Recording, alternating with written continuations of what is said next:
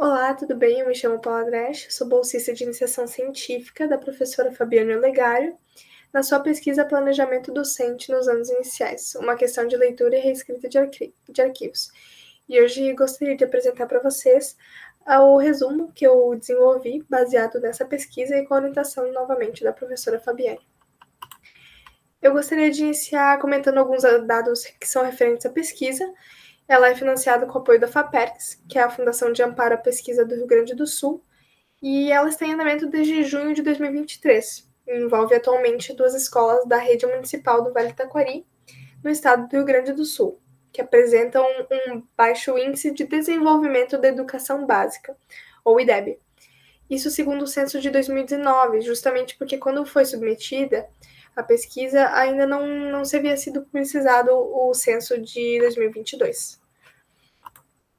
A pesquisa, então, novamente, tem o apoio da FAPECS, está vinculada à Universidade do Vale do Taquari, também está vinculada ao programa de pós-graduação em ensino e, por último, ao grupo de pesquisa Currículo, Espaço e Movimento, ou Grupo 100, cujo objetivo é compreender e problematizar o modo que os espaços escolares e não escolares vêm produzindo práticas educativas e artísticas em meio aos processos de ensinar e aprender.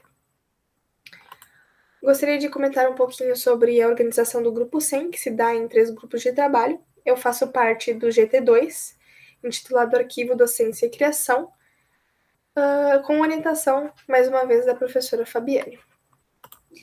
Sigamos então por que objetifica a pesquisa, o que movimenta, que seria justamente investigar o planejamento docente nos anos iniciais do ensino fundamental em 2 escolas da rede municipal, que são localizadas nas cidades de Paverama e Cruzeiro do Sul, no Rio Grande do Sul, e compreender como que os professores dessas escolas se defrontam com a leitura e a escrita de arquivos ao elaborarem seus planos de aula. Mas como que a pesquisa compreende essa ideia de arquivo? Para tal, se baseou em Derrida para pensar a desconstrução do conceito clássico do arquivo.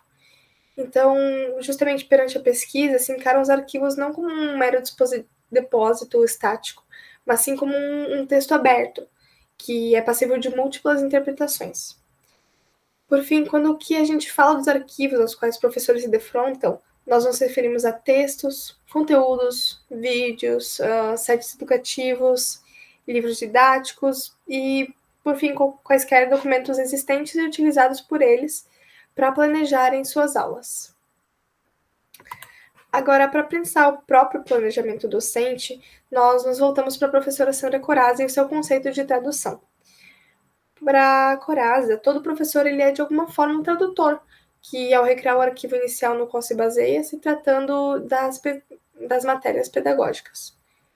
Então, a passagem de um texto de partida, que nesse caso a gente se refere como arquivo, para o texto de chegada, ele corresponde a esse movimento de adaptar o sentido do mesmo de uma forma tradutória.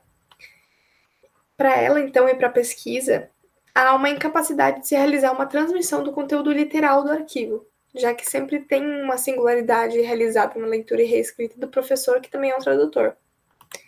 É a partir dessa tradução que se desenvolve o método de transcrição também da professora Sandra Corazza, que por fim seria afirmar que traduzir comporta transformar a matéria, recriar esse texto.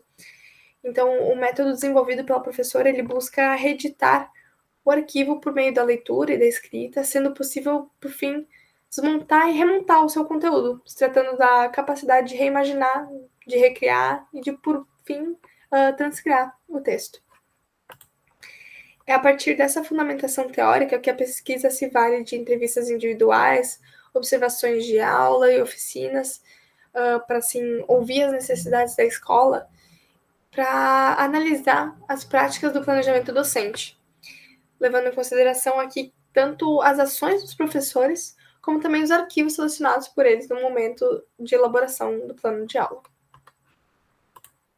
Quanto a esses procedimentos, o que já foi realizado até o momento na pesquisa foi a apresentação da temática e dos objetivos das pesquisas para ambas as escolas. Também com uma das escolas conseguimos realizar as entrevistas individuais com os docentes e com a equipe diretiva, ambos os encontros através do Google Meet. Mas agora vocês podem estar se perguntando por que somente uma das escolas que foi feitas mais atividades. Bem, uma das escolas, como já se havia mencionado anteriormente, ela se localiza na cidade de Cruzeiro do Sul. E ela foi atingida pelas cheias de maio de 2024 no nosso estado. E foi realocada em uma nova estrutura do município, juntamente com outra instituição também atingida. E o que isso significa, então, para o estudo? Foi preciso rever alguns aspectos da pesquisa, e no sentido até do fortalecimento desse grupo de professores, através de rodas de conversa com uma profissional que se disponibilizou para auxiliar nesse momento que é tão difícil. E por último, recebemos também do nosso órgão financiador, que é a FAPERES, uma nova data de encerramento da pesquisa, visto essa modificação do olhar para entender como a questão de desastres naturais, como as enchentes, também influencia no planejamento didático. Portanto, eu estabeleço que a data do encerramento ela foi prorrogada em 6 meses em relação ao estabelecido previamente. Agora, referente aos nossos resultados parciais da pesquisa, que na submissão do resumo ainda não haviam sido coletados, eu gostaria de ressaltar uma pergunta que foi realizada na entrevista individual com os professores da Escola de Paverama, onde foi solicitado que eles explicassem o que é planejamento em sua visão. Peço licença agora para ler algumas das respostas para vocês. Eu acho que o planejamento é essencial, né? Porque sem ele a gente fica totalmente perdida.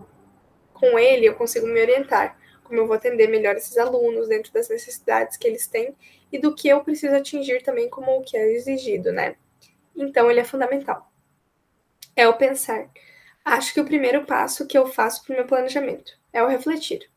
É eu pensar no que eles, os alunos, ficaram com um pouquinho mais de dificuldade que eu percebi.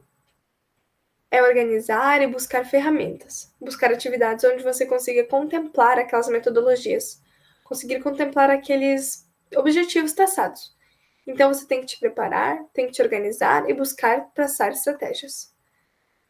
Nessas respostas, a gente consegue verificar que tem um consenso geral de que o planejamento ele é uma ferramenta que é fundamental e que estrutura e ele orienta o processo de ensino e aprendizagem, e assim ele garante que os objetivos educacionais sejam alcançados. Também se ressalta que há uma observação do desenvolvimento e dificuldade dos alunos para a formação do plano de aula. Aqui estão as referências que foram utilizadas para a formulação desses slides, e eu gostaria de agradecer a atenção de vocês, aos interessados em olhar a apresentação, e a banca avaliadora. Muito obrigada.